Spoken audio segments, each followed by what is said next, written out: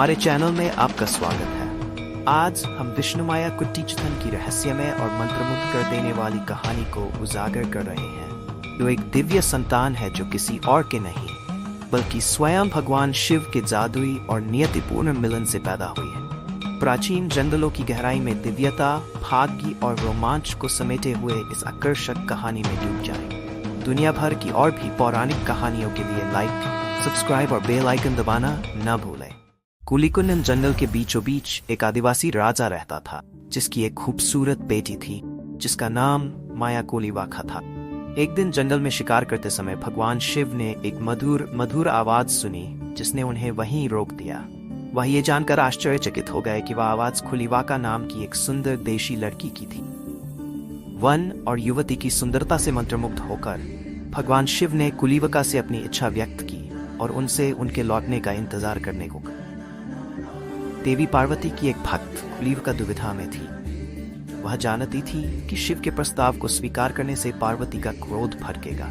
फिर भी उसे डर था कि अगर उसने इनकार कर दिया तो शिव क्रोधित हो जाएंगे। मार्गदर्शन के लिए आतुर कुलीवाका ने देवी पार्वती से प्रार्थना की। उनकी मासूमियत और भक्ति से अभिभूत होकर पार्वती ने उनकी असली पहचान बताई। कुलीवाका, या यूं कहें कि मनस्विनी, कभी पार्वती के अनुचरों में सेविका हुआ करती थी। बहुत समय पहले उन्होंने शिशु गणेश को स्तनपान कराया था जिससे पार्वती क्रोधित हो गई और उन्होंने उसे चांडाल या बहिष्कृत परिवार में जन्म लेने का श्राप दे दिया। हालांकि पार्वती का गुस्सा जल्द ही शांत हो गया और उन्हें पश्चाताप महसूस हुआ। उन्होंने मनस्विनी को आशीर्वाद दिया और कहा कि एक दिन उसे शिव के बच्चे को स्तनपान कराने का सम्मान मिलेगा। पार्वती ने बताया कि शिव से ये मुलाकात पहले से तय थी।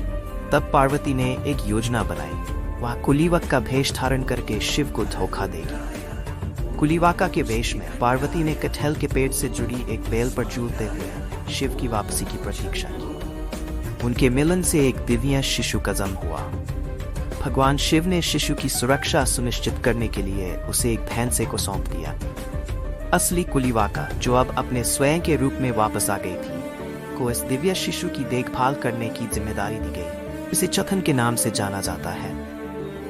7 साल तक चतन कुलीवाका के साथ रहा जो उसकी प्यारी मां बन गई। आदिवासी इस चमत्कारी बच्चे की पूजा करते थे जिसने उन्हें कई खतरों से बचाया। चतन अपने भैंसे पर सवार होकर जंगल में घूमता था और इजहारा नामक एक संगीत वाद्य यंत्र बजाता था। चतन के 7वें जन्मदिन पर आदिवासियों ने एक भव्य दावत का आयोजन किया। उत्सव के दौरान ऋषि नारद प्रकट हुए। उन्होंने चथन को उसके जन्म के बारे में सच्चाई बताई और उसे कैलाश में अपने सच्चे माता पिता से मिलने का निर्देश दिया। चथन ने अपनी पालक मां और दोस्तों के आशीर्वाद के साथ अपनी यात्रा शुरू की। जब वह कैलाश के निकट पहुंचा तो चतन को एहसास हुआ कि शिव के द्वारपाल नंदकेश्वर उसे उसके वर्तमान रूप में प्रवेश नहीं करने देंगे। इसलिए उसने भगवान विष्णु का रूप धारण कर लिया। अपने पुत्र को देखकर शिव और पार्वती बहुत प्रसन्न हुए और उसे गले लगा लिया। शिव ने उसे आशीर्वाद देते हुए कहा, माया ने तुम्हें विष्णु के रूप को प्रकट करने में मदद की है, इसलिए तुम्हें विष्णु माया के नाम से जाना जाएगा। ये विष्णु माया कुट्टी चथन की एक छोटी कहानी है। अगर आप विष्णु माया कुट्टी चथन के बारे में और कहानियां चाहते हैं, कृपया नीचे कमेंट करें और लाइक करना न भूलें। Subscribe for more. Follow us on Instagram and Facebook. Thank you for watching.